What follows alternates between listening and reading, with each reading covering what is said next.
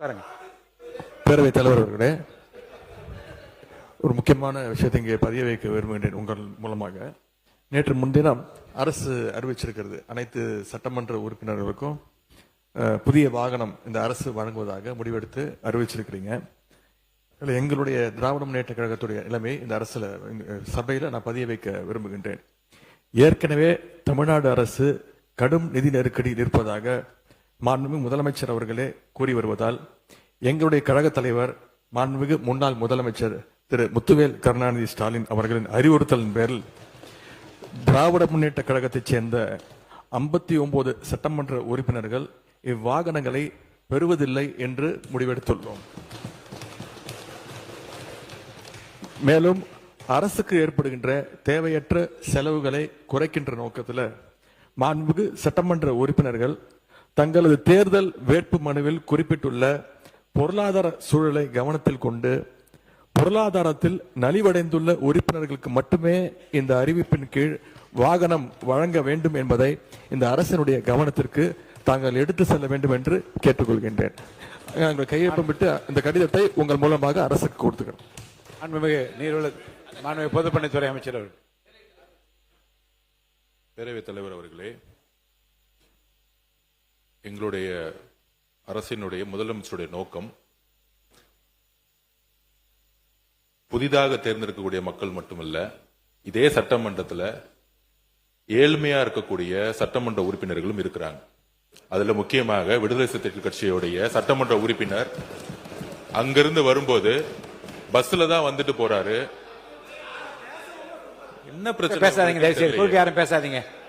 திமுக காலையில இருந்து என்ன பிரச்சனை தெரியலையே. நீங்க பேசுங்க. எதிர்கட்சி தலைவர் ஒருவர் பதில பதிவு பண்ணா நாங்க அது பதிவு பண்றோம். பண்ணுங்க. அப்ப விசிகேல இருந்து ரொம்ப ஏழ்மையா இருக்கக்கூடிய ஒரு உறுப்பினர் கேட்கிறாரு. அவருடைய குரல் யார் யாரெல்லாம் பஸ்ல வராங்க, யார் யாரெல்லாம் ட்ரெயின்ல வராங்க, அவருடைய குரலா இருந்துச்சு. அப்ப முதலமைச்சர் அனௌன்ஸ் பண்ணும் பொழுது பொதுவா அவையை பொறுத்த வரைக்கும் எல்லோரும் சமம்னு நினைக்கக்கூடிய ஒரு முதலமைச்சர், அதுதான் ஒரு புரோட்டோகால். அப்ப எங்க பொதுச்செயலாளர்கிட்ட கார் இருக்கு, என்கிட்ட கார் இருக்கு, இங்க இருக்கக்கூடிய எல்லாருக்கும் கார் இருக்கு. நாங்க போய் சட்டமன்ற உறுப்பினர் கார் வேணும்னு கேட்க போறது இல்ல. இது ஒரு அடிப்படையா இருக்கவங்களுக்கு புரிதல் இருக்கும். அரசியலா நினைச்சாதான் இது அரசியல். எங்க ஏழ்மையா இருக்காங்களோ அவங்க விண்ணப்பத்தை கொடுப்பாங்க. இது சட்டமன்ற உறுப்பினர்களுடைய ஒரு உரிமையா மாற்றப்பட்டு தமிழக வெற்றி கழகத்துல யார் யாருக்கெல்லாம் கார் இருக்காங்களோ நாங்க யாருமே கார் கேட்க போறது இல்ல. இதுதான் எங்களோட நிலைப்பாடும். இதுதான் எங்களோட நிலைப்பாடும். எங்க கிட்ட 2-3 கார் இருக்கு, நாங்க போய் சட்டமன்ற உறுப்பினர் கார் கேட்க போறது இல்ல. நம்ம மன்னார்குடி எம்எல்ஏ சொன்னாரு, என்கிட்ட 4 கார் இருக்கு, ஆனா என்னுடைய தனிப்பட்ட கார்ல போகும்போது அரசு அதிகாரிகள் முன்பு அரசு கார்ல போனா நான் ஒரு மரியாதை இருக்கு. இப்ப மாண்புமிகு எதிர்கட்சி தலைவர்கிட்ட 2-3 வீடு இருக்கு, ஆனா அரசு பங்களால இருக்கிறாருல்ல. அவர் லெட்டர் என்கிட்ட தான் கொடுத்தாரு, பொதுப்பணித்துறை அமைச்சரா என்கிட்ட தான் கொடுத்தாரு. எனக்கு அரசு துறையுடைய பங்களா வேணும்னு கொடுத்தாரு. உடனே நம்ம கேட்க முடியுமா? மாண்புமிகு எதிர்கட்சி தலைவருக்கு 2-3 பங்களா இருக்கு, அதனால அரசு துறை பங்களா கொடுக்க மாட்டோம்னு சொல்ல முடியுமா? எங்களுடைய முதலமைச்சர் சொன்னாரு, அவர் கோரிக்கை கொடுத்தாரு, உடனடியா கொடுத்துருவோம்னு சொன்னோம். இது உடனே இல்ல இங்க இருக்கவங்க எல்லாருக்கும், அதாவது இங்க இருக்க எல்லாருக்கும் பங்களா கொடுக்கலாமான்னு கிடையாது. இது ஒரு புரோட்டோகால், அவ்வளவுதான். இந்த புரோட்டோகால்ல அமைச்சர்களுக்கு கார் கொடுக்கப்படுது, வீடு கொடுக்கப்படுது, 4 உதவியாளர் கொடுக்கப்படுறாங்க. அப்ப சட்டமன்ற உதவியாளர் கிடையாது, சட்டமன்ற வீடு கிடையாது. சட்டமன்ற உறுப்பினர்களுக்கு நீங்க உங்களுடைய தேர்தல் பத்திரத்துல கார் இல்லன்னு சொல்லலாம், வீடு இல்லன்னு சொல்லலாம், 10,000 ரூபாய் பணம் இருக்குன்னு சொல்லலாம். ஆனா எங்க கிட்ட பல்வேறு சட்டமன்ற உறுப்பினர்கிட்ட எங்க கட்சியில் சொந்த வீடு இல்லாதவங்க இருக்காங்க, கார் இல்லாம இருக்காங்க. அது மாதிரி மற்ற கட்சிகளையும், தாவேகா மட்டும் இல்ல, எல்லா கட்சியும் கம்யூனிஸ்ட் தோழர்கள் அங்கிருந்து வராங்க. அந்த மாரிமுத்து அண்ணன் கிட்ட கார் கிடையாது. இதுதான் கம்யூனிஸ்ட் தோழர்களுடைய நிலைப்பாடு. அப்ப ஒரு அறிவு பெறும் பொழுது இந்த கட்சியோடைய சட்டமன்ற உறுப்பினர், இந்த கட்சியோடைய உறுப்பினர்களுக்கு அறிவிப்பு வராது.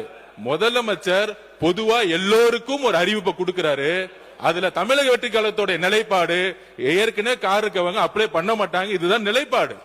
இது எல்லா கட்சியோட நிலைப்பாடு அப்படிதான். ஆனா அறிவிப்பு ஆனா அறிவிப்பு தனி செயலாளர்ங்கிற அறிவிப்பு ஒரு சட்டமன்ற உறுப்பினர் 3 லட்சம் மக்களை போய் பார்க்க வேண்டிய நிர்பந்தம் இருக்கு. அவரோட தொகுதிக்கு போக வேண்டிய நிர்பந்தம் இருக்கு. ஊர்ல இருந்து வர வேண்டிய நிர்பந்தம் இருக்கு. அதனால இது ஒரு உரிமையா பண்ணிருக்கார தவிர இதுல ஆடம்பரம் காருங்கிறது ஆடம்பரம் கிடையாது. மக்களை சந்திக்கக்கூடிய ஒரு தேவை. ஊழல் இல்லாத சட்டமன்ற உறுப்பினர்களுக்கு கார் இன்னைக்கு தேவை. மக்களை பார்க்க போனோம். அதுதான் நாங்க பதிவு பண்றோம். மாண்புமிகு இருங்க. மாண்புமிகு யார் பேச 2 பேர். மாண்புமிகு உறுப்பினர் முன்னாள் அமைச்சர் கே என் நேரு அவர்கள்.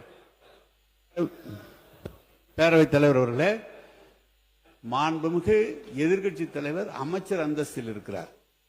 அவருக்கு அது அவருடைய உரிமை, அரசாங்கம் தருகிறது. எனவே அந்த வீடு கொஞ்சம்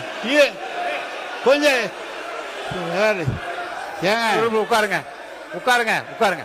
எனவே உட்காருங்க. அவர் அந்த அரசாங்க வீட்டில் இருந்து பணியை கவனிக்க வேண்டும் என்பதற்காக அந்த வீட்டை கேட்டு வாங்கியிருக்கிறார். ஆனால் நான் கொஞ்சம் இருங்க,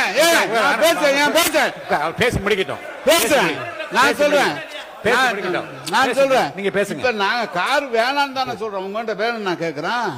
கார் வேணான்னு சொல்றேன். அவர் சொல்றாரு 2-3 கார் வச்சிருக்கான், இங்க கூட அந்த நிலையில் தான் இருக்கு அப்படிலாம் சொல்றாரு. நான் கார் வேணாம், ஏற்கனவே அரசாங்கம் செலவு வைக்குது, கார் வேணான்னு சொல்றேன். அவர் உடனே முதல்ல ஏற்கனவே இருக்கிற தேர்தல் பணியில் இருந்தது 10,000 தான் இருக்கு, கார் இல்லைன்னு சொன்னா நீங்க தப்பு தானே. நாங்க சொன்னா கேஸ் போடுங்களேன், போடுங்களேன் கேஸ. ஏங்க உண்மைதானே சொல்றேன். உண்மை தேர்தல் நிற்கும் போது கொடுக்கிற அவிடவிட்ல என்ன இருக்காதான் அதை கொடுக்க முடியும். எனவே எதை எடுத்தாலும் ஒரு குதர்க்கமாக பேசினா எப்படி சரியா இருக்கும். அவரு நீங்க வீட்டுல வந்து காரு வேணான்னு தானே சொல்றோம், உங்களுக்கு செலவு கம்மி பண்ணுன்னு தானே சொல்றோம். அதுக்காக ஒருத்தர் நீங்க வந்து 4 வீடு வச்சிருக்க 3 வீடு வச்சிருக்கேன்னா தெரியுமா, அமைச்சருக்கு தெரியுமா என்பது தெரியல. அமைச்சர் இப்ப சொந்த வீட்டுல இருக்கிறார், ஆனா அந்த அரசாங்கம் அந்த வீட்டுக்கு வாடகை கொடுக்குது. அது தெரியுமா அவருக்கு? அமைச்சருக்கு வீடு சொந்த வீட்டுல இருந்தா கூட அதுக்கு வாடகை கொடுக்கறாங்க. அதை ஒண்ணு வேணான்னு எழுதி கொடுங்க. மாண்புமிகு பொதுப்பணித்துறை அமைச்சர். மாண்புமிகு பேரவைத் தலைவர் அவர்களே, இததான் நாங்க சொல்றோம். அவர் பேசி முடிக்கட்டும். இதுதான் நாங்க சொல்றோம். எதிர்க்கட்சி தலைவர் சொல்லும் பொழுது அவர் சொல்லக்கூடிய வார்த்தைகள் அரசியல் ரீதியா மாத்துற மாதிரி வார்த்தைகள் இருக்கு. அதாவது நான் பேசி முடிச்சிடுறேன். அவரு அரசினுடைய நிதி சுமையை கருதி அப்படிங்கிற மாதிரி வார்த்தைகள் சொல்லும் பொழுது அது ஏதோ நாங்க ஏதோ அரசினுடைய நிதி சுமை எங்களுக்கு தெரியாத மாதிரியும், இதை வந்து ஏதோ ஒரு வசதி வாய்ப்புக்காக செஞ்சு கொடுக்கிற மாதிரியும், இது ஒரு ஆடம்பரம் மாதிரியும் சில வார்த்தைகள் வருது. அதுதான் நாங்க பதிவு பண்றோம். அமைச்சர்களுக்கு எந்த உரிமை இருக்கிறதோ, ஒரு அமைச்சரவைக்கு வந்து ஒரு காரும் 4 தனி செயலாளர்களும் ஒரு பங்களாவும் ஒரு உரிமை இருக்கிறோம். அதை நாங்க வந்து எதுவுமே தவறுன்னு சொல்லல. அந்த இடத்துல தான் மக்களை சந்திக்க முடியும். தனிப்பட்ட வீடோட ஒரு பங்களா கொடுக்கிறது மக்கள் ஒரு நாளைக்கு 500 பேர் 1000 பேர் வரும்போது நம்ம மக்களை சந்திக்கிறோம். அதே மாதிரி சட்டமன்ற உறுப்பினர்களுக்கும் கடமையும் பொறுப்பும் இருக்கிறது. அதுக்குதான் நாங்க பதிவு பண்றோம். இது ஆடம்பரம் அல்ல, இது அவங்களுடைய வேதனை. அதுதான் நான் சொல்ல வரோம். அதாவது நம்மளுடைய என்ன சொல்றது, தேர்தல் இதுல வந்து 10,000 ரூபாய் இருக்குன்னு சொல்லிட்டு ரேஞ்ச் ரோவர் கார்ல போகக்கூடிய அமைச்சர்கள் இங்க கிடையாது. எங்களுடைய தேர்தல் அறிக்கையில எங்களுடைய நாமினேஷன்ல என்ன இருக்கோ, நாமினேஷன் என்ன இருக்கோ அதுதான் நாங்க வந்து பதிவு பண்றோம். நாங்க ஆக்சுவலா சில வார்த்தைகளை வந்து என்னன்னு தெரியல. இன்னைக்கு எதிர்க்கட்சி தலைவர் காலையில இருந்து வந்து ஆளுங்கட்சியை வந்து ஒம்பளுக்க கூடிய வார்த்தைகளாவே பேசிட்டு இருக்காரு.